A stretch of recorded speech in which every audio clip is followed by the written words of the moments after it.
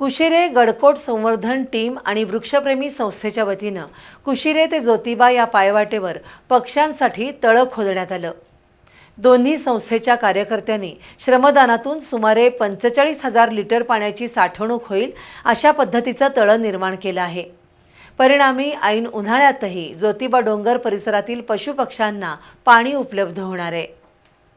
कुशिरे इथल्या गडकोट संवर्धन टीमच्या वतीनं पशुपक्ष्यांना पाणी मिळावं यासाठी तळी खोदण्याचा उपक्रम राबवला जातोय।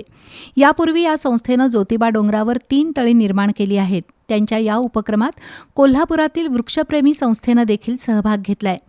कुशिरे ते ज्योतिबा या पायवाटेवर सुमारे 45,000 लिटर पाण्याची साठवणूक होईल अशा पद्धतीचं नैसर्गिक तळं खोदण्यात आलंय। त्यासाठी सुमारे 1.5 ट्रॉली माती आणि गाळ काढून तळ्याची खोली वाढवण्यात आली। त्यामुळे पावसाळ्यात जास्तीत जास्त पाणी साठा होऊन पक्षी आणि अन्य वन्यजीवांना उपयोग होणार आहे। या उपक्रमात गडकोट संवर्धनचे नितीन दिवेकर, अमोल पाटील, गजानन गराडे, अभिजित फल्ले, दीपक सुतार, दीपक गायकवाड, वृक्षप्रेमी संस्थेचे अमोल बुड्ढे, भालचंद्र गोखले, अमर पोवार, शुभांगी देशमुख, अनु देसाई, गायत्री गौंडर, अरुण कुमार पोद्दार, सागर वासुदेवन सहभागी झाले होते।